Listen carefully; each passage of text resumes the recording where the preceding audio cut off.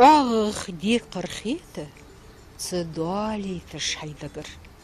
Хикылачи, мягко, лятте, нанасанна лордар. В каждой строчке отдельный глубокий смысл. Ахмед Ведижев затрагивал в своих произведениях темы, о которых многие молчали. Его рассказы знает каждый еще со школьной скамьи. В 60-е годы, когда ингушская проза еще не набрала своих мощных оборотов, он один из первых выпустил в свет свои произведения об ингушах на родном языке, а потом в переводе на русский. Нигде, ни чуточку я не усомнилась в том, что это его мысли, что у него нет ни одного подражания.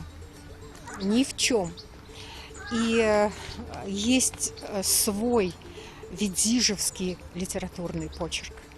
Ахмед Абубакарович родился 10 августа 1919 года в семье крестьянина Чечено-Ингушской СССР. Отец писателя до Октябрьской революции занимался хлебопашеством. Это и заложило основу для его произведений. В 1934 году юный Ахмед окончил Плиевскую неполную среднюю школу, а в 1938 Грозненский нефтяной рабфак. В конце 30-х годов Ахмед Ведижев успел поработать несколько лет там, в газете «Сердало»,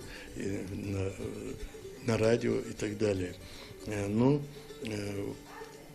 в августе 1941 года он ушел на службу в армии и прослужил до ноября 1943 года. И 43 ноября он был демобилизован и уже через пару месяцев вместе со своим народом был выслан в Казахстан. В Казахстане Ахмеду приходилось трудиться на совершенно различных должностях, которые не имели никакого отношения к писательскому труду, к литературе. Так было до 1957 года. С июня по август Ахмед Ведижев работал заведующим отделом экономики газеты «Сердало». Окончил двухгодичные высшие литературные курсы при Союзе писателей СССР в Москве. До мая 1962 года работал редактором Чечено-Ингушского книжного издательства, а с мая 1962 редактором литературного художественного альманаха «Утро гор». Именно этот период можно считать началом его творческой деятельности.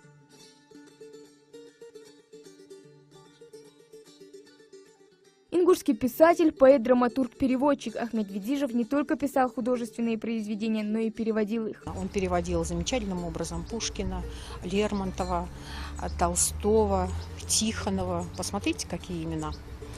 И эти переводы очень содержательны, точны и красноречивы. Ахмеда Ведижева не стало 26 лет назад, но имя народного писателя давно стало бессмертным. Его любят и чтят благородные потомки. Как говорится, человек жив до тех пор, пока жива память о нем.